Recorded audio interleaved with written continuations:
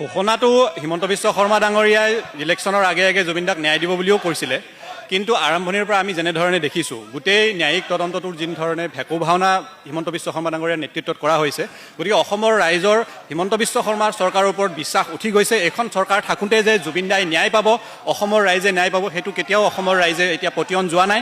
আৰম্ভণিৰ পৰা আপোনালোকে লক্ষ্য কৰিব, এগৰাকী মুখ্যমন্ত্ৰী হৈ মুখ্যমন্ত্ৰীগৰাকীয়ে যিদৰে বিধানসভাৰ মজিয়াত কেছটো নিজেই CBIক নিদিওঁ বুলি কৈছিলে, সেই সময়ৰ পৰাই অসমৰ ৰাইজৰ সন্দেহ হৈছিলে, কাৰণ CBI হ'ল এটা ভাৰতীয় তদন্তকাৰী সংস্থা আৰু CIDটো আমাৰ ইয়াৰেহে।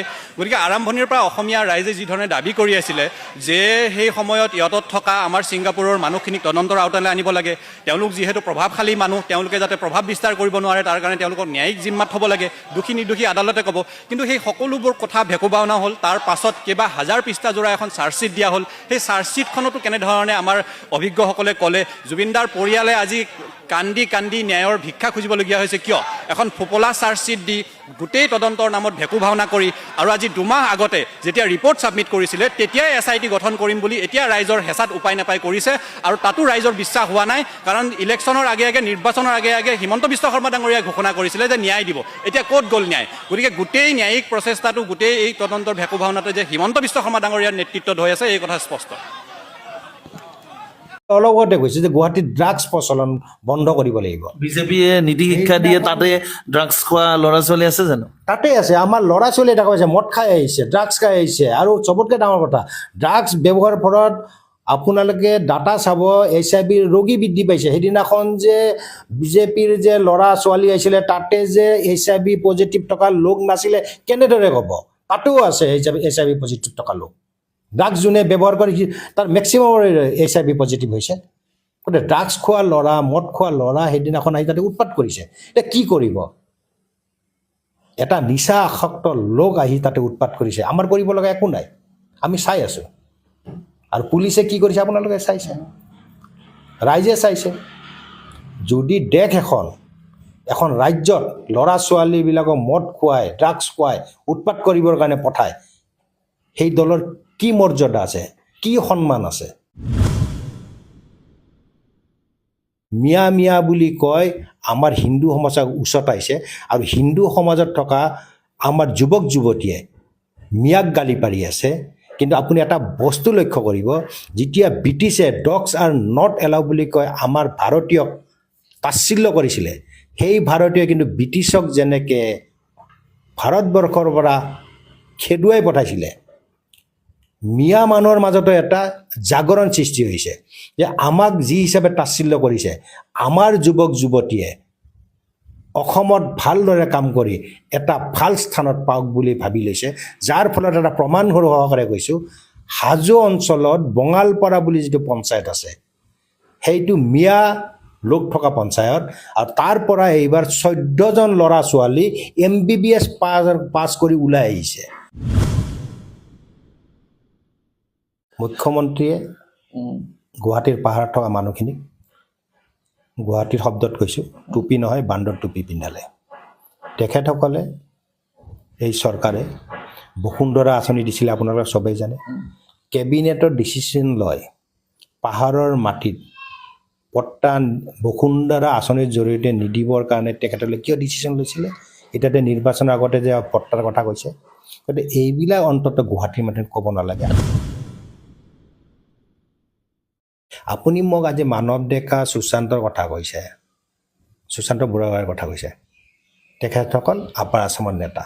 আপাৰ আছামত যাই সোধক তেখেতসকল আপাৰ আছামৰ নেতা হয় নে নহয়, সোধক। গতিকে আপোনালোকে যিটো ভাবি আছে আপাৰ আছামত বিজেপিৰ পৰিস্থিতি, কাৰণ এতিয়া ৰাজধানীও নতুনকৈ আৰম্ভ হ'ল তাত, ডিব্ৰুগড়ত এতিয়া ৰাজধানী হৈছে। ছাকচেছ হ'ল নেকি? ডিব্ৰুগড়ৰ ৰাজধানী কিয় দিব লগা হ'ল, কাৰণটো কি, সেইটো আপোনালোকে প্ৰথমতে চাওক। কিন্তু তেখেতসকল ছাকচেছ হ'ল নেকি? ছাকচেছটো নহ'ল। মই কৈছোঁ প্ৰথমতে যে এতিয়া মেনেজ কৰিবৰ কাৰণে কিছুমান কাম কৰিছে, আৰু মেনেজ কৰিবৰ কাৰণে যিখিনি কাম কৰে নহয় সেইটো চিৰস্থায়ী নহয়, স্থায়ী নহয়। এইটোত গণ্ডগোল আছে, আপোনালোকে নিৰ্বাচনৰ সময়ত গম পাব। আপাৰ আছামত বিজেপিয়ে চিট নাপায়। আপাৰ আছামৰ মানুহে চিন্তা কৰিছে কি ধৰণে, এইটো মই আজি নকওঁ, আপোনালোকে নিৰ্বাচনৰ 2-3 দিন আগৰ পৰাই চববিলাক দেখা পাব।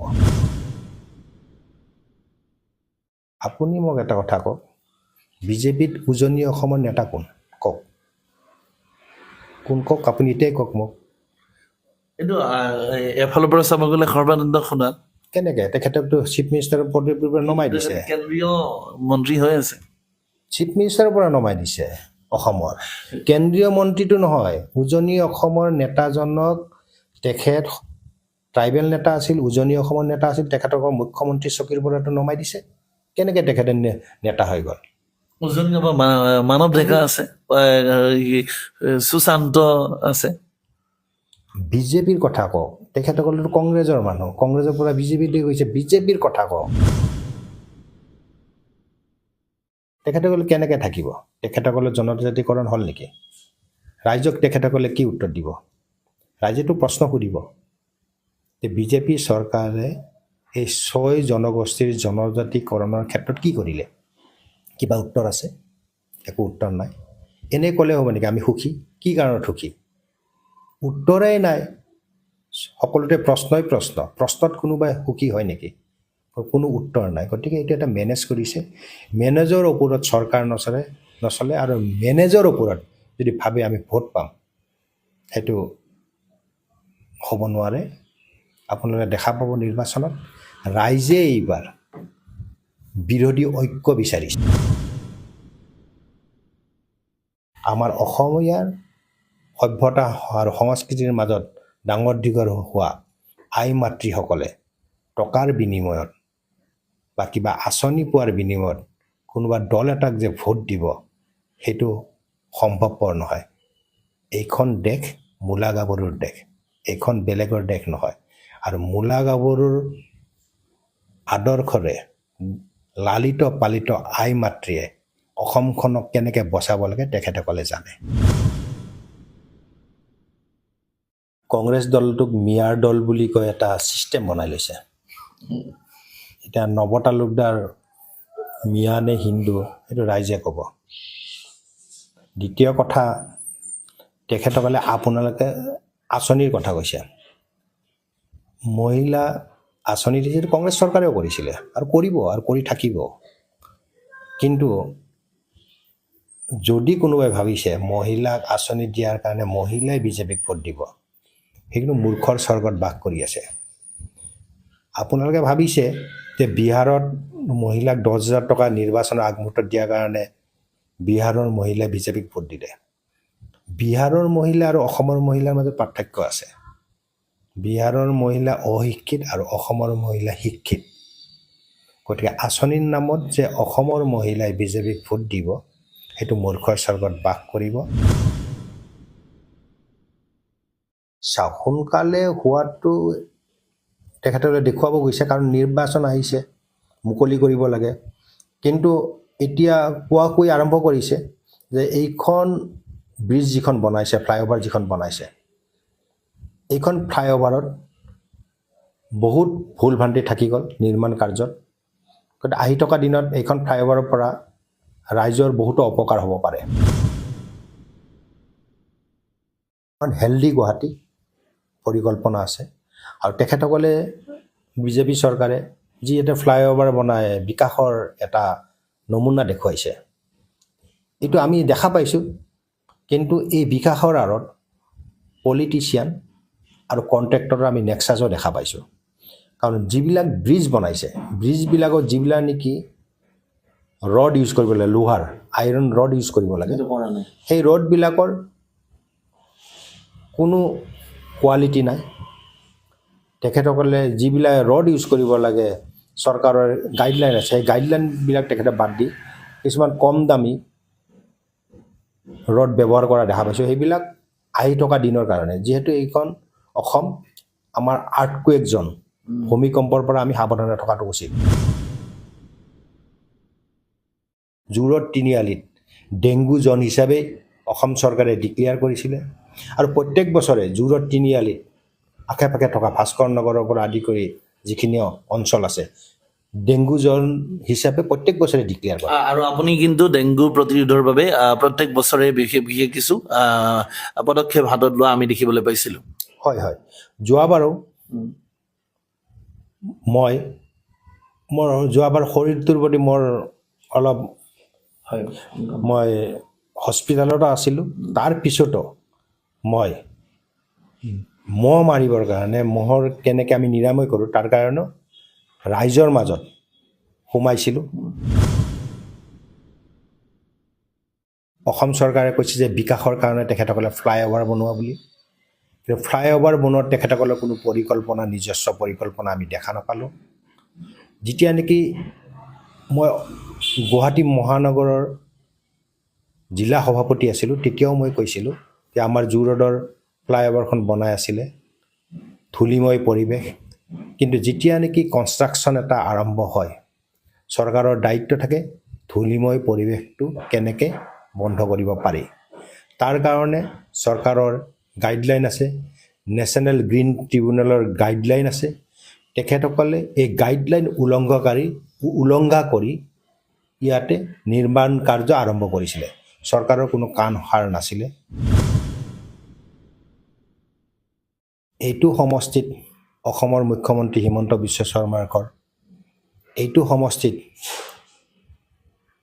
সুপ্ৰিম কোৰ্টৰ ফৰ্মাৰ চিফ জাষ্টিছ বৰ্তমানৰ ৰাজ্যসভাৰ MP ৰঞ্জন গগৈৰ ঘৰ এইটো সমষ্টিত ফৰ্মাৰ চিফ ছেক্ৰেটাৰী অসম চৰকাৰৰ 2-3জনৰ ঘৰ এইটো সমষ্টিত অসমৰ ফৰ্মাৰ DGP ভাস্কৰজ্যোতি মহন্তৰ ঘৰ এইটো সমষ্টিত বহুত কেইজন অসমৰ আৰক্ষী বিষয়া IGP পৰ্যায়ৰ IPS অফিচাৰ ঘৰ ইয়াতে বহুত এতিয়াও যেনে আমাৰ কংগ্ৰেছ দলৰ সাংসদ প্ৰদ্যুৎ বৰদলৈৰ ঘৰ বহুত কেইজন ৰাজনৈতিকভাৱে জ্যেষ্ঠ নেতাৰ ঘৰো ইয়াতে আছে তাৰ পিছতো অসম চৰকাৰে নিউ গুৱাহাটীক লৈ বেছি ব্যতিব্যস্ত হোৱা দেখা নাপাওঁ ৰাইজৰ আশীৰ্বাদ এই ক্ষেত্ৰত অতিকৈ জৰুৰী সেইকাৰণে এইবাৰ নিউ গুৱাহাটীৰ ৰাইজৰ আশীৰ্বাদ লৈ জনপ্ৰতিনিধি হ'ম বুলি কংগ্ৰেছ দলৰ পৰা মই টিকট বিচাৰিছোঁ নমস্কাৰ দ্য নেটৱৰ্ক অসমলৈ আপোনালোক সকলোকে স্বাগতম জনাইছোঁ যিহেতু বৰ্তমান নিৰ্বাচনৰ বতৰ আৰু কিছুদিন পাছতে নিৰ্বাচন সমগ্ৰ অসমত বহাগ বিহুৰ আগেয়ে পাছে হয়তো নিৰ্বাচন অনুষ্ঠিত হ'ব সকলো ৰাজনৈতিক দল সাজু হৈছে সকলো প্ৰাৰ্থী সাজু হৈছে আজি আমি কথা পাতিম গুৱাহাটীৰ এটা সমষ্টিৰ কথা নিউ গুৱাহাটীৰ কথা নিউ গুৱাহাটীৰ সমষ্টিৰ কথা ক'বলৈ গ'লে বৰ্তমান সময়ত নিউ গুৱাহাটী এটা অতি গুৰুত্বপূৰ্ণ সমষ্টি নিউ গুৱাহাটীত প্ৰায় 2 লাখ ভোটাৰ আছে বুলি আমি জানিব পাৰিছোঁ গতিকে নিউ গুৱাহাটীত সমস্যাও বহুত আছে যদিও বহুখিনি আজি যিহেতু গুৱাহাটীৰ অন্তৰ্গত নিউ গুৱাহাটী এটা জনবহুল এটা সমষ্টি বিভিন্ন ভাষা সম্প্ৰদায় জাতি জনজাতিৰ সকলোৰে মিলনভূমি ক'ব পাৰি নিউ গুৱাহাটী আৰু নিউ গুৱাহাটীক সকলোৱে এক গুৰুত্বপূৰ্ণ সমষ্টি হিচাপে এবাৰ নিৰ্বাচিত কৰিছে আৰু নিউ গুৱাহাটীৰ কথা আমি পাতিম আৰু নিউ গুৱাহাটীৰ অতি জনপ্ৰিয় এগৰাকী ব্যক্তি কেৱল নিউ গুৱাহাটীৰে নহয় সমগ্ৰ গুৱাহাটী মহানগৰীৰে তথা আমাৰ নামনি অসমৰ হওক বা উজনি অসমৰ সকলোতে তেখেতৰ এক বিশেষ নাম আছে বিশেষকৈ নামনি অসমত সকলোৱে তেখেতক ভালকৈ জানে ভাৰতীয় জাতীয় কংগ্ৰেছৰ লগত আছে তেখেতৰ বহু বছৰীয়া সম্পৰ্ক আৰু তেখেত অসম প্ৰদেশ কংগ্ৰেছৰ উপসভাপতি আৰু বৰ্তমান নিউ গুৱাহাটী সমষ্টিৰ বহুকেইগৰাকী প্ৰাৰ্থীৰ মাজত আটাইতকৈ বেছি চৰ্চিত হৈ পৰিছে তেখেত হ'ল নৱজ্যোতি তালুকদাৰ আৰু তেখেতে নিউ গুৱাহাটী সমষ্টিৰ পৰা এইবাৰ নিৰ্বাচন খেলিবলৈ মন মেলিছে কেৱল তেখেত ৰাজনীতিকে নহয় সামাজিক সাংস্কৃতিক সকলো ক্ষেত্ৰতে তেখেত জড়িত হৈ আছে নিউ গুৱাহাটীৰ প্ৰতিজন ৰাইজে তেখেতক ভাল পায় তেখেতৰ লগত ৰাজনৈতিক হিচাপে তেখেতক নাচায় মানুহে তেখেতক সামাজিক হিচাপে সকলোৱে ভাল পায় আমি কথা পাতিম তেখেতৰ লগত দাদা আপোনাক স্বাগতম জনাইছোঁ আৰু শুভেচ্ছা জ্ঞাপন কৰিছোঁ যিহেতু নিৰ্বাচনৰ বতৰ নিউ গুৱাহাটীত এইবাৰ আপুনি নিৰ্বাচন খেলিবলৈ আগবাঢ়িছে কেনেকুৱা আপুনি সাজু ধন্যবাদ ৰাইজৰ মাজত নিৰ্বাচন খেলোঁ নেখেলোঁ ৰাইজৰ মাজত আছোঁ ৰাইজৰ হকে কাম কৰি আছোঁ ৰাইজৰ হকে কাম কৰি যাম ৰাইজে এখন সমাজত ভালদৰে থকাটো বিচাৰোঁ, ভাল এখন নিউ গুৱাহাটী হোৱাটো বিচাৰোঁ, ভাল এখন অসম হোৱাটো বিচাৰোঁ। ৰাইজৰ যি সমস্যা, সেই সমস্যাবিলাক কেনেকৈ সমাধান হয় তাৰ প্ৰতি নজৰ ৰাখি আমি কাম কৰি যাওঁ। ৰাইজৰ আশীৰ্বাদ এই ক্ষেত্ৰত অতিকৈ জৰুৰী। সেইকাৰণে এইবাৰ নিউ গুৱাহাটীৰ ৰাইজৰ আশীৰ্বাদ লৈ জনপ্ৰতিনিধি হ'ম বুলি কংগ্ৰেছ দলৰ পৰা মই টিকট বিচাৰিছোঁ। হয়, নিউ গুৱাহাটী আপোনাৰ চিনাকি এটা সমষ্টি, আপুনি নিজেই নিউ গুৱাহাটীৰ বাসিন্দা। নিউ গুৱাহাটীত কেনেকুৱা ধৰণৰ সমস্যা আছে বুলি আপুনি ভাবে? যিহেতু বিজেপি চৰকাৰখনে কৈছে যে চাৰিওফালে উন্নতি কৰিছে তেখেতসকলে, আপোনালোকৰ দিনত অৰ্থাৎ কংগ্ৰেছৰ দিনত ইমানখিনি উন্নয়ন নহ'ল। গুৱাহাটী মহানগৰীৰ যিখিনি বৰ্তমান তেখেতে উন্নয়ন কৰিছে বা বিজেপিয়ে উন্নয়ন কৰিছে বা যিগৰাকী বৰ্তমান বিধায়ক আছে তেখেতেও উন্নয়ন কৰিছে। যিহেতু এতিয়া নিউ গুৱাহাটী এতিয়া নতুন সমষ্টি, পূব গুৱাহাটী আৰু আগতে পূব গুৱাহাটী সমষ্টি আছিল, সেইটোৱে এতিয়া নিউ গুৱাহাটী সমষ্টি হৈছে। গতিকে নিউ গুৱাহাটী সমষ্টিত কেনেকুৱা ধৰণৰ সমস্যা আছে বুলি আপুনি ভাবে? নিউ গুৱাহাটী সমস্যাটো বহুতেই আছে। এইটো সমষ্টিত অসমৰ মুখ্যমন্ত্ৰী হিমন্ত বিশ্ব শৰ্মাৰ ঘৰ। এইটো সমষ্টিত সুপ্ৰিম কোৰ্টৰ ফৰ্মাৰ চিফ জাষ্টিছ, বৰ্তমানৰ ৰাজ্যসভাৰ MP ৰঞ্জন গগৈৰ ঘৰ। এইটো সমষ্টিত ফৰ্মাৰ চিফ ছেক্ৰেটাৰী অসম চৰকাৰৰ 2-3জনৰ ঘৰ। এইটো সমষ্টিত অসমৰ ফৰ্মাৰ DGP ভাস্কৰজ্যোতি মহন্তৰ ঘৰ। এইটো সমষ্টিত বহুত কেইজন অসমৰ আৰক্ষী বিষয়া, IGP পৰ্যায়ৰ IPS অফিচাৰ ঘৰ। ইয়াতে বহুত এতিয়াও যেনে আমাৰ কংগ্ৰেছ দলৰ সাংসদ প্ৰদ্যুৎ বৰদলৈৰ ঘৰ। বহুত কেইজন ৰাজনৈতিকভাৱে জ্যেষ্ঠ নেতাৰ ঘৰো ইয়াতে আছে। তাৰ পিছতো অসম চৰকাৰে নিউ গুৱাহাটীক লৈ বেছি ব্যতিব্যস্ত হোৱা দেখা নাপাওঁ। কাৰণ নিউ গুৱাহাটী বুলি কওঁতে গোটেই গুৱাহাটীখনো আহি পৰে। ইয়াতে যিটো নেকি পলিউশ্যনৰ সমস্যা, সেই পলিউশ্যনৰ সমস্যা নিউ গুৱাহাটীখনত ঢাকি পেলাইছে। বালি ধূলিময় গুৱাহাটী। ইয়াতে অসম চৰকাৰে কৈছে যে বিকাশৰ কাৰণে তেখেতসকলে ফ্লাইঅভাৰ বনোৱা বুলি। ফ্লাইঅভাৰ বনোৱাত তেখেতসকলৰ কোনো পৰিকল্পনা, নিজস্ব পৰিকল্পনা আমি দেখা নাপালোঁ। যেতিয়া নেকি মই গুৱাহাটী মহানগৰৰ জিলা সভাপতি আছিলোঁ, তেতিয়াও মই কৈছিলোঁ যে আমাৰ জু ৰোডৰ ফ্লাইঅভাৰখন বনাই আছিলে, ধূলিময় পৰিৱেশ। কিন্তু যেতিয়া নেকি কনষ্ট্ৰাকশ্যন এটা আৰম্ভ হয়, চৰকাৰৰ দায়িত্ব থাকে ধূলিময় পৰিৱেশটো কেনেকৈ বন্ধ কৰিব পাৰি। তাৰ কাৰণে চৰকাৰৰ গাইডলাইন আছে, নেশ্যনেল গ্ৰীণ ট্ৰিবিউনেলৰ গাইডলাইন আছে। তেখেতসকলে এই গাইডলাইন উলংঘা কৰি ইয়াতে নিৰ্মাণ কাৰ্য আৰম্ভ কৰিছিলে। চৰকাৰৰ কোনো কাণ সাৰ নাছিলে। আমাৰ বিশেষকৈ এই লেতেৰা পৰিৱেশৰ মাজত জু ৰোড তিনিআলিত ডেংগু জ'ন হিচাপে অসম চৰকাৰে ডিক্লেয়াৰ কৰিছিলে। আৰু প্ৰত্যেক বছৰে জু ৰোড তিনিআলিত আশে পাশে থকা ভাস্কৰ নগৰৰ পৰা আদি কৰি যিখিনি অঞ্চল আছে, ডেংগু জ'ন হিচাপে প্ৰত্যেক বছৰে ডিক্লেয়াৰ কৰে। আৰু আপুনি কিন্তু ডেংগু প্ৰতিৰোধৰ বাবে প্ৰত্যেক বছৰে বিশেষ কিছু পদক্ষেপ হাতত লোৱা আমি দেখিবলৈ পাইছিলোঁ। হয় হয়, যোৱাবাৰো যোৱাবাৰ শৰীৰটোৰ প্ৰতি মোৰ অলপ মই হস্পিটেলতো আছিলোঁ। তাৰ পিছতো মই মহ মাৰিবৰ কাৰণে, মহৰ কেনেকৈ আমি নিৰাময় কৰোঁ তাৰ কাৰণেও ৰাইজৰ মাজত সোমাইছিলোঁ সেই শৰীৰেৰে। কাৰণ এই ডেংগুৰ ফলত বহু আমাৰ শিশু আৰু বহুত কেইজন আমাৰ মাজতে থকা যুৱকো ঢুকাইছে। দুখৰ কথা, ইমানখিনি মানুহ থকাৰ পিছতো অসম চৰকাৰে এই নিউ গুৱাহাটীক কিয় পিছ পেলাই থৈছে সেইটো ভাবিবলগীয়া কথা। এইটো কদৰ্যময় যিটো পৰিৱেশ, এই পৰিৱেশটো কিয় তেখেতসকলে বন্ধ কৰিব পৰা নাই। তেখেতসকলে যেতিয়া প্ৰথম ভাৰতত বিজেপি চৰকাৰ আহিছিলে, তেতিয়া তেখেতসকলে গোটেই ভাৰতবৰ্ষত চাফা বা পৰিষ্কাৰ পৰিৱেশ এটা ৰাখিবৰ কাৰণে মন্ত্ৰীবিলাকক ঝাৰু লৈ থকা আমি দেখা পাইছিলোঁ। কিন্তু সেইবিলাক তেখেতসকলে চমৎকাৰ কৰিব গৈ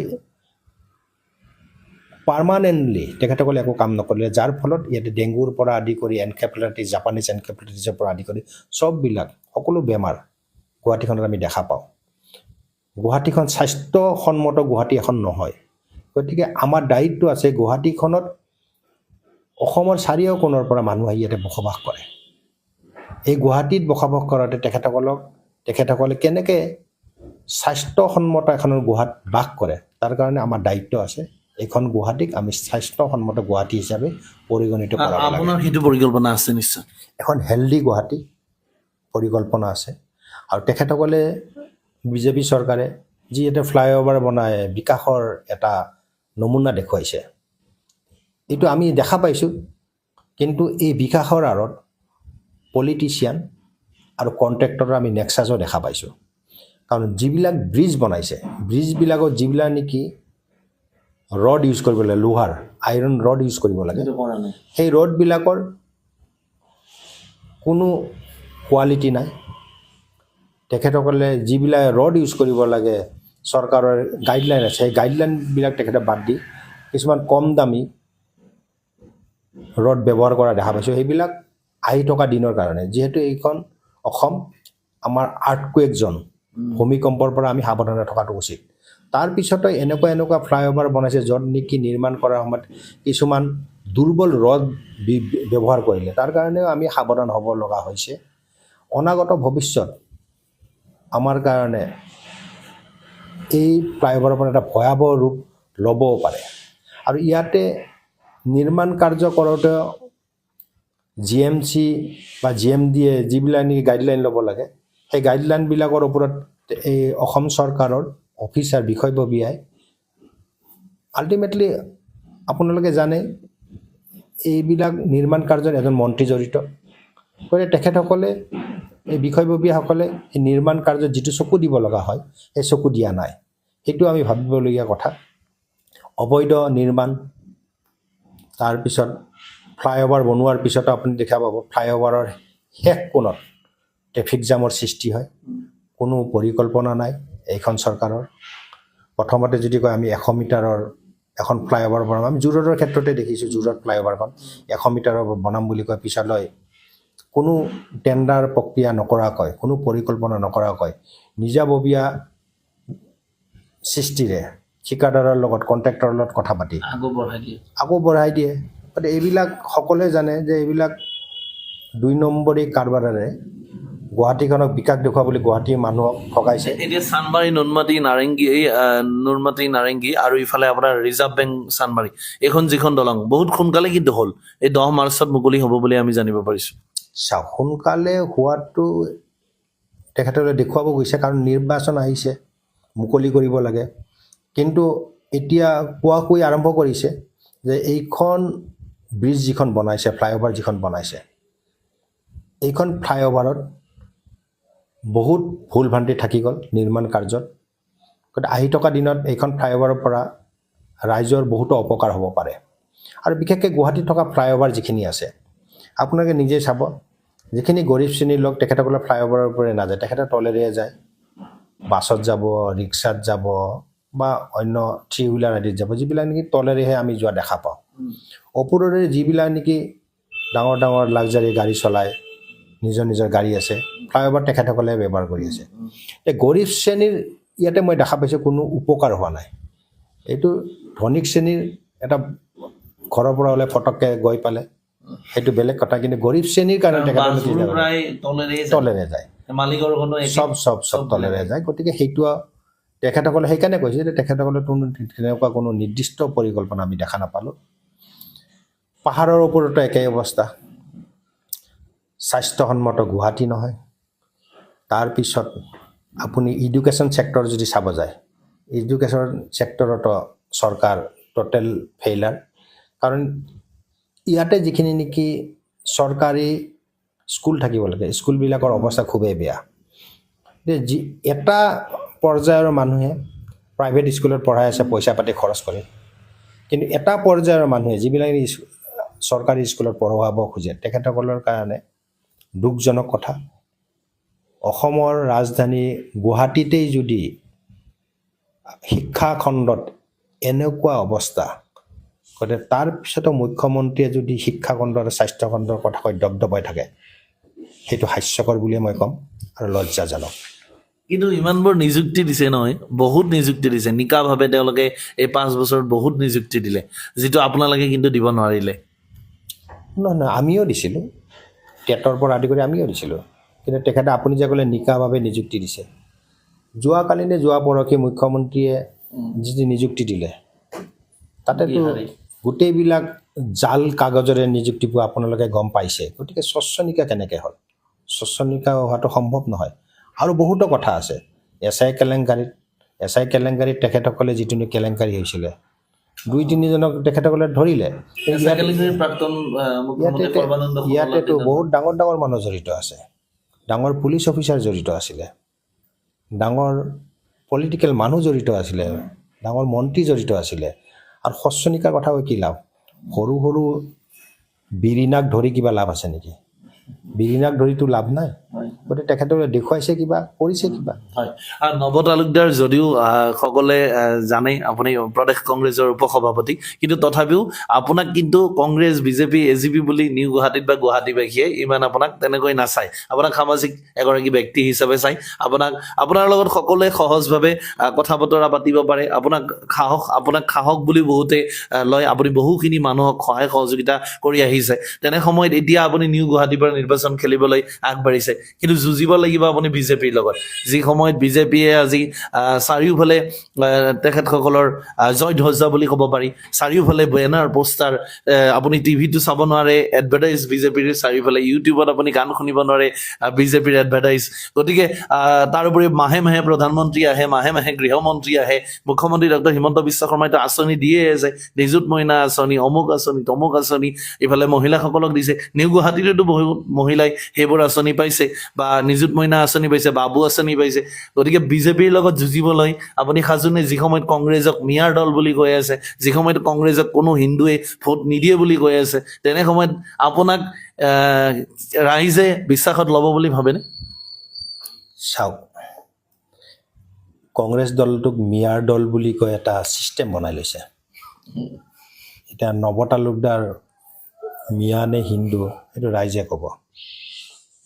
দ্বিতীয় কথা, তেখেতসকলে আপোনালোকে আঁচনিৰ কথা কৈছে, মহিলা আঁচনি দিছে, কংগ্ৰেছ চৰকাৰেও কৰিছিলে আৰু কৰিব আৰু কৰি থাকিব। কিন্তু যদি কোনোবাই ভাবিছে মহিলাক আঁচনি দিয়াৰ কাৰণে মহিলাই বিজেপিক ভোট দিব, সেইখিনি মূৰ্খৰ স্বৰ্গত বাস কৰি আছে। আপোনালোকে ভাবিছে যে বিহাৰত মহিলাক 10,000 টকা নিৰ্বাচনৰ আগমুহূৰ্তত দিয়াৰ কাৰণে বিহাৰৰ মহিলাই বিজেপিক ভোট দিলে। বিহাৰৰ মহিলা আৰু অসমৰ মহিলাৰ মাজত পাৰ্থক্য আছে। বিহাৰৰ মহিলা অশিক্ষিত আৰু অসমৰ মহিলা শিক্ষিত।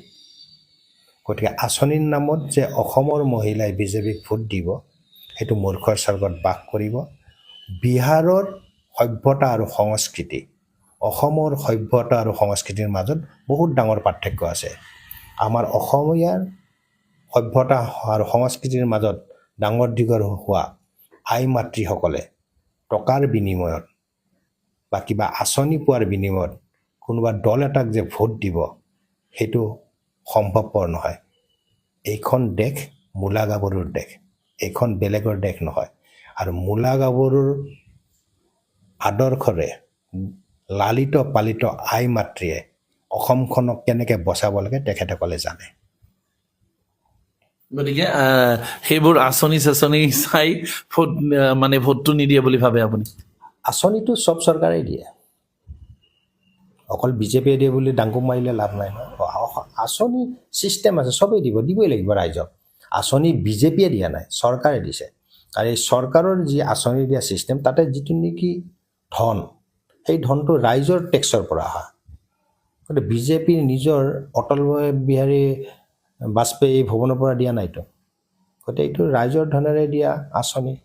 গতিকে মই ক'লোৱেই যে অসমৰ আই মাতৃসকল শিক্ষিত, বিহাৰত মেক্সিমাম আমি জনাত অশিক্ষিত বা সভ্যতা সংস্কৃতিৰ লগত অসমৰ কোনো মিল নাই গতিকে বিহাৰ অসম হ'ব বুলি নাভাবিব অসম অসমীয়াই চাব হয় নিউ গুৱাহাটীৰ কথা আপুনি ক'লেই তথাপি মই আকৌ সুধিছোঁ আপুনি টিকট পালে আপুনি যদি জয়ী হ'ল তাৰপিছত প্ৰথম 5টা কি কি কাম কৰিব আপুনি নিউ গুৱাহাটীৰ বাবে প্ৰথম কথা হ'ল স্বাস্থ্যসন্মত গুৱাহাটী শিক্ষা খণ্ডত আমি আগবাঢ়িব লাগিব আমি ট্ৰেফিক সমস্যা চাব লাগিব আৰু সকলোতকৈ ডাঙৰ কথা গুৱাহাটীত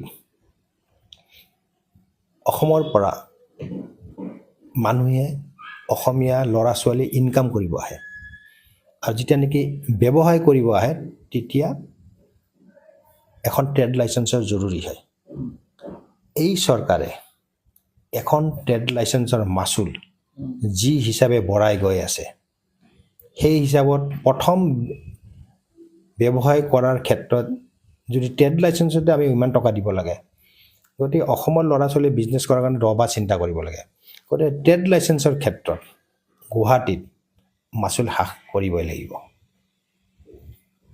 তাৰপিছত গুৱাহাটীৰ ল'ৰা ছোৱালীক আমি কেনেকৈ ঘৰখন পোহপাল দিবলৈ অকল চৰকাৰী চাকৰি বুলিতো কথা নাই ইনকাম কৰিবৰ কাৰণে ব্যৱসায় কৰিবৰ কাৰণে কেনেকৈ আগবাঢ়িব লাগিব তাৰ কাৰণে আমি তেখেতসকলক শিকাব লাগিব তেখেতসকলক আমি আমাৰ ফালৰ পৰা সহায় সহযোগ কৰিব লাগিব সেইটো আমাৰ কৰ্তব্য হ'ব সেই বিষয়তে মই আগবাঢ়িম কাৰণ গুৱাহাটীখনক আমি চাৰিও দিশৰ পৰা আগবঢ়াই লৈ যাব লাগিব আৰু গুৱাহাটীখনৰ পৰাই অসমখনে শিকে তাৰপিছত যিটো নেকি ইয়াতে ড্ৰাগছৰ প্ৰচলন চলি আছে এতিয়াও চলি আছে ড্ৰাগছ চলি আছে ড্ৰাগছত আমাৰ গুৱাহাটীৰ বহুত যুৱক যুৱতী আসক্ত হৈছে ড্ৰাগছটো আমি বন্ধ কৰিবই লাগিব আৰু ড্ৰাগছৰ পিছত বহুতৰে HIV ৰোগীও বাঢ়িছে আপুনি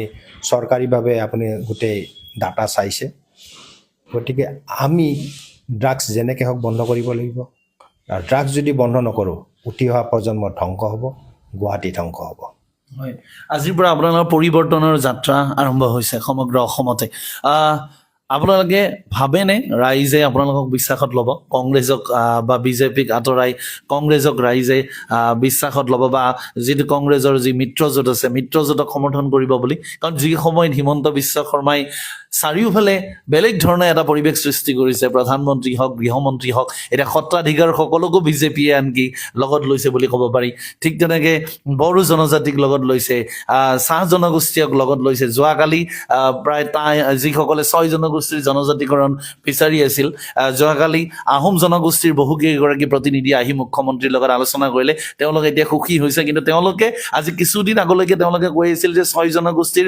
জনজাতিকৰণ নহ'লে আমি নিৰ্বাচনত যিকোনো ঘটনা ঘটাই দিব পাৰোঁ কিন্তু এতিয়া তেওঁলোক কিন্তু সুখী হৈছে গতিকে ইমানখিনিৰ মাজত কংগ্ৰেছক ৰাইজে বিশ্বাসত ল'ব এইটো তেখেতসকলে কেইদিনমানৰ কাৰণে মেনেজ কৰিছে বিজেপি চৰকাৰে কেইদিনমানৰ কাৰণে নিৰ্বাচনৰ আগমুহূৰ্তত আপুনি দেখিব পাব 6 জনজাতিকৰণৰ হিচাপত যি হিচাপে বিজেপি চৰকাৰে ঠগালে তাৰ মূল্য পাবই এনেই আপোনালোকক দেখুৱাব 2-4জন মানুহ আনি মাতি আনি তেখেতসকলে চাহ বিস্কুট খুৱাব বাহিৰত ওলাই তেখেতসকলে ক'ব আমি চব আছোঁ তেখেতসকলে কেনেকৈ থাকিব তেখেতসকলৰ জনজাতিকৰণ হ'ল নেকি ৰাইজক তেখেতসকলে কি উত্তৰ দিব ৰাইজেতো প্ৰশ্ন সুধিব যে বিজেপি চৰকাৰে এই 6 জনগোষ্ঠীৰ জনজাতিকৰণৰ ক্ষেত্ৰত কি কৰিলে কিবা উত্তৰ আছে একো উত্তৰ নাই এনে ক'লে হ'ব নেকি আমি সুখী কি কাৰণত সুখী উত্তৰেই নাই সকলোতে প্ৰশ্নই প্ৰশ্নত কোনোবাই সুখী হয় নেকি কোনো উত্তৰ নাই গতিকে এইটো এটা মেনেজ কৰিছে মেনেজৰ ওপৰত চৰকাৰ নচলে আৰু মেনেজৰ ওপৰত যদি ভাবে আমি ভোট পাম সেইটো হ'ব নোৱাৰে আপোনালোকে দেখা পাব নিৰ্বাচনত ৰাইজে এইবাৰ বিৰোধী ঐক্য বিচাৰিছে উজনি অসমত পাৰিব আপোনালোকে আপুনি মোক এটা কথা কওক বিজেপিত উজনি অসমৰ নেতা কোন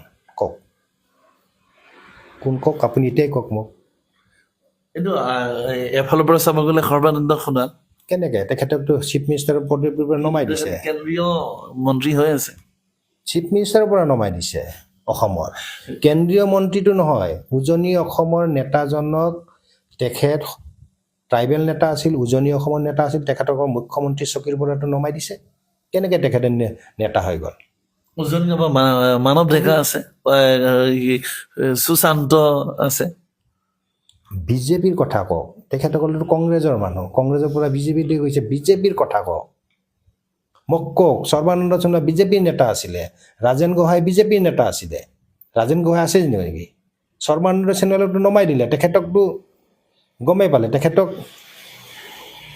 মুখ্যমন্ত্ৰীৰ চকীৰ পৰা নমাই তেখেতক পুৰস্কৃত কৰিলে নেকি আপুনি মোক আজি মানৱ ডেকা সুশান্তৰ কথা কৈছে সুশান্ত বুঢ়াগোহাঁইৰ কথা কৈছে তেখেতসকল আপাৰ আছামৰ নেতা আপাৰ আছামত যাই সোধক তেখেতসকল আপাৰ আছামৰ নেতা হয় নে নহয় সোধক গতিকে আপোনালোকে যিটো ভাবি আছে আপাৰ আছামত বিজেপিৰ পৰিস্থিতি ভাল কাৰণ এতিয়া ৰাজধানীও নতুনকৈ আৰম্ভ হ'ল তাত ডিব্ৰুগড়ত এতিয়া ৰাজধানী হৈছে ছাকচেছ হ'ল নেকি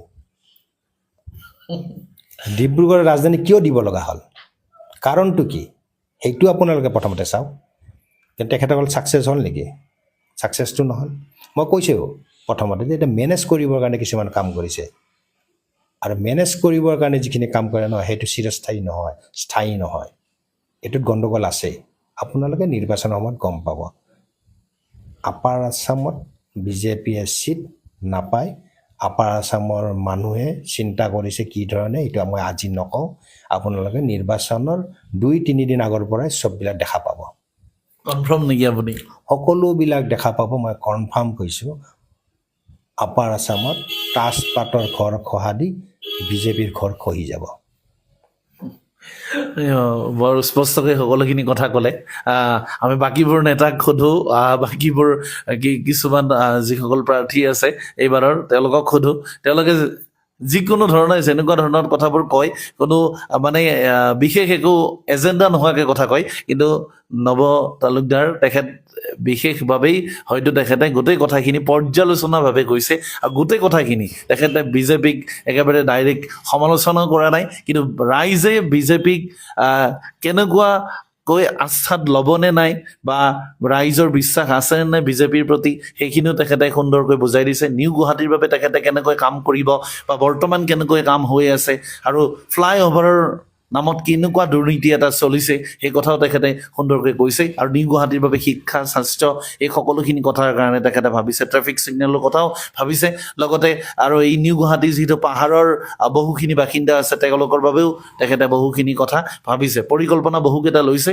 আমিও আশা কৰোঁ গুৱাহাটী যিটো নিউ গুৱাহাটী সমষ্টি এই নিউ গুৱাহাটী সমষ্টিত তেখেতে ভাৰতীয় জাতীয় কংগ্ৰেছৰ পৰা টিকট পাওক আৰু তেখেত জয়ী হওক আৰু ৰাইজৰ যিখিনি তেখেতৰ প্ৰতি আস্থা আছে সেইখিনি তেখেতে সুন্দৰভাৱে পালন কৰক ৰাইজৰ তেখেতৰ প্ৰতি থকা বিশ্বাসখিনি তেখেতে সুন্দৰভাৱে আগবঢ়াই লৈ যাওক আমাৰ ফালৰ পৰা বহুত বহুত শুভেচ্ছা থাকিল পুনৰবাৰ আৰু এটা কথা কওঁ দাদা আজি মুখ্যমন্ত্ৰী ডক্টৰ হিমন্ত বিশ্ব শৰ্মাই এটা কথা কৈছে যে বাংলাদেশৰ পৰা অহা মিয়াৰ বাদে যিমানবোৰ মানুহ আছে সকলোৱে মাটিৰ পট্টা পাব তেনেস্থলত নিউ গুৱাহাটীত পাহাৰৰ বাসিন্দা বহুত আছে মাজে সময়ে পাহাৰত হুলস্থুলীয়া এটা পৰিৱেশ হয় এতিয়া কি হ'ব পট্টা পাবনে নাপায় বুলি ভাবে আপুনি এইটো ভাল কথা সুধিছে যে মুখ্যমন্ত্ৰীয়ে গুৱাহাটীৰ পাহাৰত থকা মানুহখিনিক গুৱাহাটীৰ শব্দত কৈছোঁ টুপি নহয় বান্দৰ টুপি পিন্ধালে তেখেতসকলে এই চৰকাৰে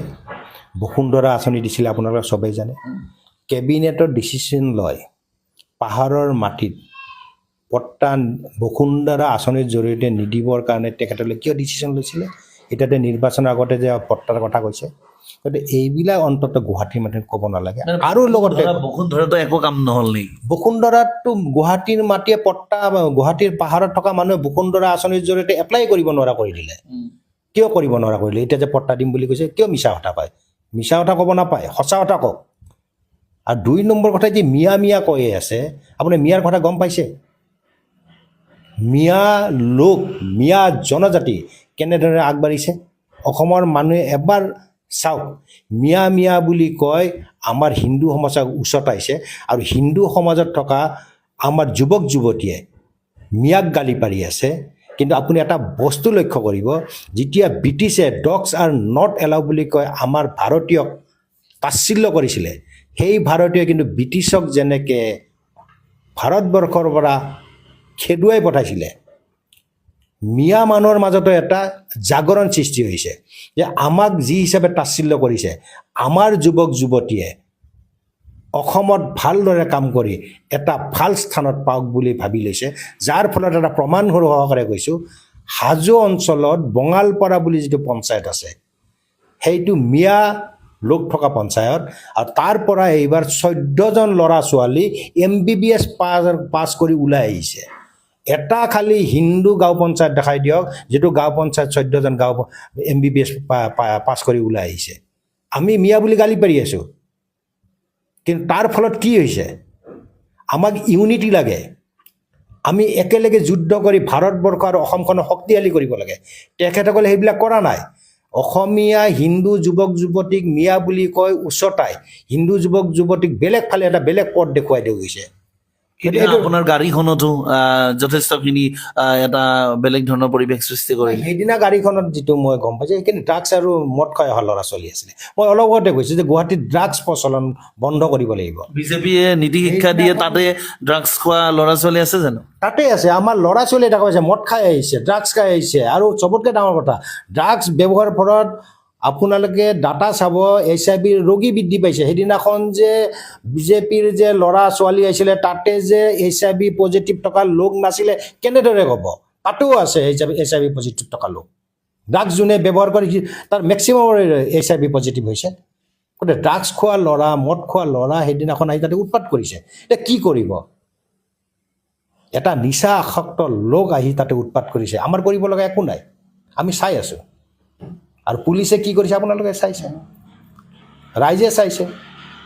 যদি দেশ এখন ৰাজ্যত ল'ৰা ছোৱালীবিলাকক মদ খুৱাই, ড্ৰাগছ খুৱাই উৎপাত কৰিবৰ কাৰণে পঠায়, সেই দলৰ কি মৰ্যাদা আছে, কি সন্মান আছে? অকল যে পাৱাৰ লৈ দেশ শাসন কৰিম তেনেকুৱা কথা নহয়। পাৱাৰ নাথাকিলেও সমাজখন ভাল কৰিব পাৰি। আমি আজি ক্ষমতাত নাই, কিন্তু আমি ৰাজ্যখন কেনেদৰে ভাল হয়, ৰাজ্যখনৰ কেনেকৈ মৰ্যাদা থাকে, তাৰ কাৰণে আমি কাম কৰি যাম। এই তেখেতসকলে শাসনত থাকিও ৰাজ্যখনৰ মৰ্যাদা পাহৰি গৈ এই ড্ৰাগছ খোৱা, মদ খোৱা ল'ৰা ছোৱালী আনি উৎপাত কৰাইছে। তাতকৈ আৰু লজ্জাজনক কথা কিবা আছে? এজন ল'ৰাই কেনেকৈ মহিলাখিনিক, ছোৱালীখিনিক আমাৰ কংগ্ৰেছৰ কি ধৰণে আপোনাৰ ইংগিত দিলে দেখা পালে? এজন মদ নোখোৱা, নিচা আসক্ত নথকা মানুহে এনেকুৱা কাম কৰিব পাৰিব নেকি? এতিয়া নিচাত আসক্ত থকা মানুহে এইবিলাক কৰি আছে। ধিক্কাৰজনক কথা এইবিলাক। সেইবিলাক মুখ্যমন্ত্ৰীয়ে জনা উচিত। আৰু বিজেপিৰ সভাপতি দিলীপ শইকীয়া ডাঙৰ ডাঙৰ কথা ক'লে নহ'বতো। তেখেতসকলৰ নামতে দিলীপ শইকীয়া বিজেপিৰ সভাপতি, তেখেতৰ নিৰ্দেশত এইবিলাক মানুহ আহিছিলে। আহি কি কৰি থৈ গ'ল? দিলীপ শইকীয়া লাজ পাবলৈ। দিলীপ শইকীয়া ইয়াতে শংকৰদেৱ আমাৰ স্কুলত তেখেতে শিক্ষক আছিলে। এজন শিক্ষকে লাজ পোৱা উচিত, দিলীপ শইকীয়া লাজ পোৱা উচিত যে এজন যুৱকে কেনেকৈ মহিলাক কি ধৰণে অংগী ভংগী কৰি দেখুৱালে। একো ব্যৱস্থাও নল'লে চাগে। একো ব্যৱস্থাও নাই। আৰু তেখেতে শিক্ষক আছিলে। আৰু কি ক'ম তাৰ ওপৰত? ক'ব লগা একো নাই। হোজাই সমষ্টিটো বৰ্তমান শাসকীয় দলৰ এগৰাকী ইয়াত বিধায়ক আছে, তাৰ উপৰিও বহুতে প্ৰাৰ্থিত্ব বিচাৰিছে। আপুনি প্ৰথম মহিলা যোনে প্ৰাৰ্থিত্ব বিচাৰিছে, এই প্ৰাৰ্থিত্ব বিচাৰিছে, ইয়াৰ কাৰণটো, মূল কাৰণটো? প্ৰথমতে আপোনালোকক ধন্যবাদ জ্ঞাপন কৰিছোঁ মোৰ ফালৰ পৰা। একচুৱেলি চাওক, কিমানজন প্ৰাৰ্থিত্ব দাবী কৰিছে সেইখিনি মই সঠিক নহয়, কিন্তু মহিলা হিচাপে মই দাবী কৰিছোঁ সেইখিনি সঠিক। কিয়নো আপুনি চাইছে যেন হোজাই সমষ্টিত ইমান বছৰ হ'ল কোনো মহিলা প্ৰাৰ্থিত্ব দিয়া নাই। আৰু আমি 93ৰ পৰা কাম কৰি গৈ আছোঁ বিভিন্ন সামাজিক দায়িত্ব লৈ পেলাই। তো আমাক কিন্তু তেনেকুৱা মানে সামাজিক দায়িত্ব পাইছোঁ, ABVPৰ দায়িত্ব পাইছোঁ, সংগঠনৰ RSSৰ দায়িত্ব লৈ মই কাম কৰি গৈছোঁ। কিন্তু এতিয়া ভাবি আছোঁ যে সমাজৰ কাৰণে কিবা এটা দিম নিজকে। সেইকাৰণে মই এইবাৰ প্ৰাৰ্থিত্ব দাবী কৰিছোঁ। ওপৰ মহল আছে আমাৰ সাংগঠনিক, আপোনালোকে জানে বিজেপিৰ সাংগঠনিক ছাইডটো বেলেগ। তো তেওঁলোকে বিচাৰ কৰিব, কৰি পেলাই তেওঁলোকে যদি সিদ্ধান্ত লয় মোক দিয়ে, মই আগন্তুক দিনত কাম কৰি যাম। আপুনি বিজেপিৰ লগত কিমান বছৰৰ পৰা জড়িত হৈ আছে? কিমান বছৰ হ'ল আপোনাৰ? মই একচুৱেলি 93ত মই 3 বছৰৰ কাৰণে অখিল ভাৰতীয় বিদ্যাৰ্থী পৰিষদৰ সম্পাদিকাৰ দায়িত্বত আছিলোঁ। তাৰপিছতে মই 96ৰ পৰা সম্পূৰ্ণৰূপে ভাৰতীয় জনতা পাৰ্টিৰ লগত জড়িত হৈছোঁ। মোক জইন কৰাইছিলে একচুৱেলি তেতিয়া আপোনালোকে চবেই চিনি পায় ভাৰতীয় জনতা পাৰ্টিৰ এজন ফাউণ্ডাৰ গোবিন্দ পুৰকায়স্থ, তেওঁ খোজাত আহি মোক ভাৰতীয় জনতা পাৰ্টিত জইন কৰাইছিল। তাৰপিছত মই 2001লৈকে ভাৰতীয় জনতা পাৰ্টিৰ কাৰ্যকলাপ কৰিছোঁ।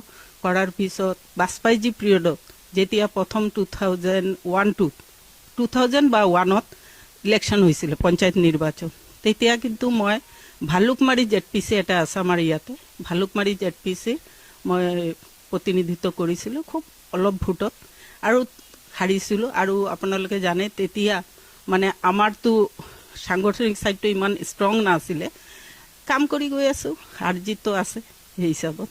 বৰ্তমানৰ যিগৰাকী বিধায়ক হোজাই সমষ্টিৰ যিগৰাকী বিধায়কগৰাকী কেনেকুৱা কাম কাজ কৰিছে আপোনালোকৰ চকুত? যিহেতু আপুনিও এগৰাকী বিজেপি প্ৰাৰ্থীয়ে হয় বা আপুনি এবাৰ টিকেট প্ৰত্যাশী, গতিকে আপোনালোকৰ চকুত তেওঁ কিমান কাম কৰিব পাৰিছে বা কিমান উন্নয়ন কৰিব পাৰিছে সমষ্টিটো? চাওক, সিদ্ধান্ত নিজৰ ফালৰ পৰা আহিব লাগে। আমি জানো আমাৰ প্ৰধানমন্ত্ৰী, আমাৰ মুখ্যমন্ত্ৰী ডেভেলপমেণ্টৰ কাৰণে পাগলা হয়। তেওঁলোকে যিমান লাগে লৈ যোৱা, কিন্তু সমাজৰ ডেভেলপমেণ্টটো খুব প্ৰয়োজনীয় বস্তু বুলি তেওঁলোকে ধৰি লৈছে। আজি অটল বিহাৰী বাজপেয়ী যেতিয়া আমাৰ প্ৰধানমন্ত্ৰী আছিলে, তেতিয়াও কিন্তু অসমৰ প্ৰতি এটা নজৰ তেওঁৰ আছিলে। কাৰণ 2004ত তেতিয়া তেওঁ প্ৰধানমন্ত্ৰী থকা সত্ত্বে অটল বিহাৰী বাজপেয়ীজী সন্মানীয়, তেওঁ অসমৰ পৰা 27গৰাকী আমাৰ ভাই ভনীসকলক CFTRI যিটো মাইচুৰ, য'ত 80-90% লাগে তাত ইনষ্টিটিউটত আপুনি কোৰ্চ কমপ্লিট কৰাৰ কাৰণে, তাতে কিন্তু আমি 27জনী গৈছিলোঁ ভাৰত, আছিলে তাৰে ভিতৰত ময়ো এজনী। তো তেতিয়াৰ পৰা তেওঁ যেন প্ৰধানমন্ত্ৰী হিচাপে তেওঁৰ নজৰটো পৰিছে বা তেওঁ বেছি কাৰ্যকাল থাকিব পৰা নাই, কাৰণ আমাৰ মাজত এটা অভাৰ কনফিডেঞ্চ আহি যায় অট'মেটিক কাৰ্যকৰ্তাৰ ভিতৰত।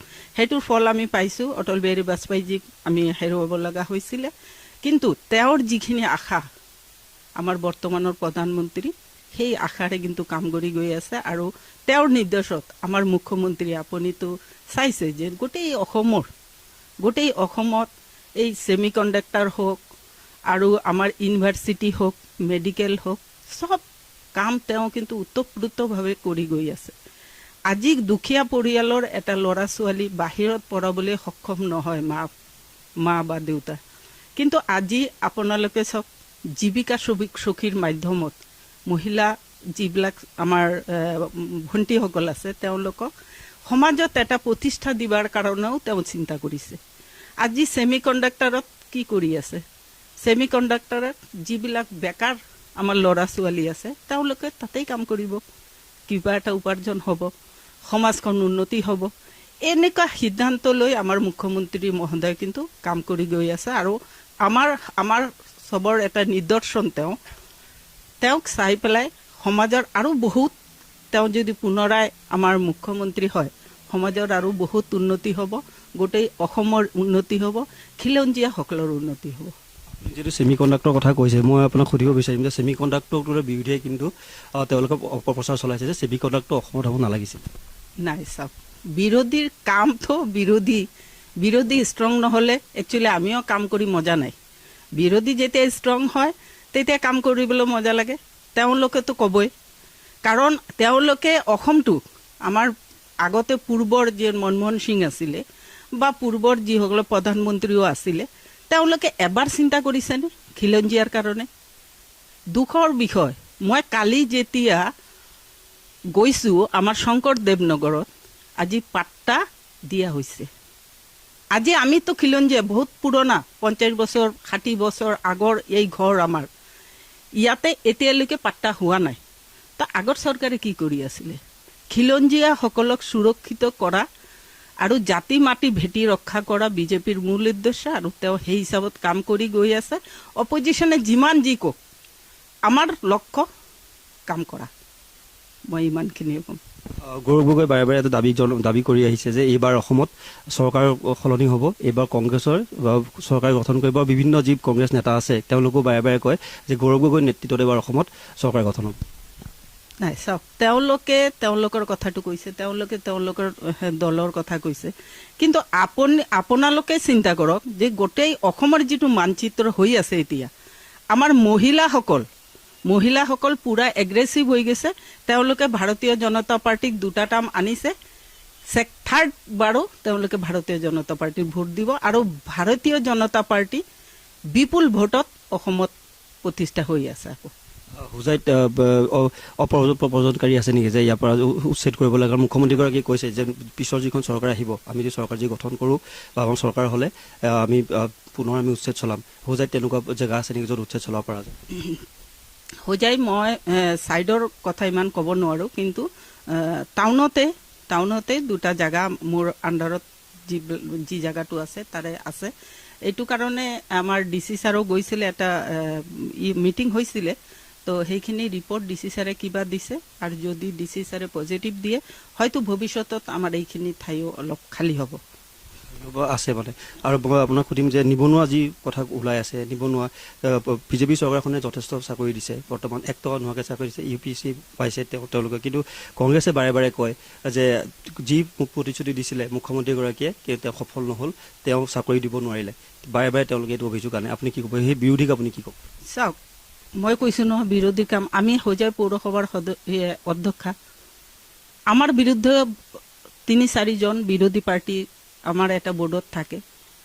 তো কথা হ'ল চাকৰিটো হৈছে নে নাই এটি গোটেই ৰাইজে জানে, অসমৰ গোটেই ৰাইজে জানে যে বিনামূলীয়াকৈ আমাৰ চৰকাৰে, আমাৰ CM 1,60,000 ওপৰত আপোনাৰ চাকৰি হৈছে, আৰু হোৱা নাই বুলি যদি কয় তেনেহ'লে তেওঁলোকেতো চশমা পিন্ধি আছে, ক'লা চশমা, এইটো একদম সঁচা কথা।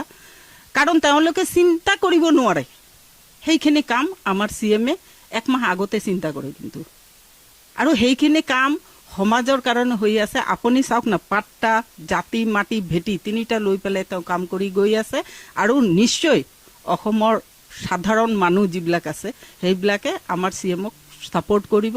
আমাৰ ভাৰতীয় জনতা পাৰ্টি যিসকল প্ৰতিনিধি য'ৰ পৰা প্ৰাৰ্থিত্ব পায় তেওঁলোকক বিজয় কৰিব। কংগ্ৰেছে বাৰে বাৰে মিয়াৰ প্ৰসংগ যে আহে, কংগ্ৰেছে বাৰে বাৰে সেই মিয়াসকলক তেওঁলোকৰ সুৰক্ষা দিবলৈ বিচাৰে। কি কাৰণে বিচাৰে? তেওঁলোকে ভাবে নেকি যে মিয়াই ভোট দিলেহে কংগ্ৰেছ জয়যুক্ত হ'ব বুলি, বা মিয়াক তেওঁলোকে সুৰক্ষা দিয়ে? উচ্ছেদ চলি আছে, তেওঁ উচ্ছেদত তেওঁলোকে বিৰোধিতা কৰে, মিয়া প্ৰীতি কিয় ইমান?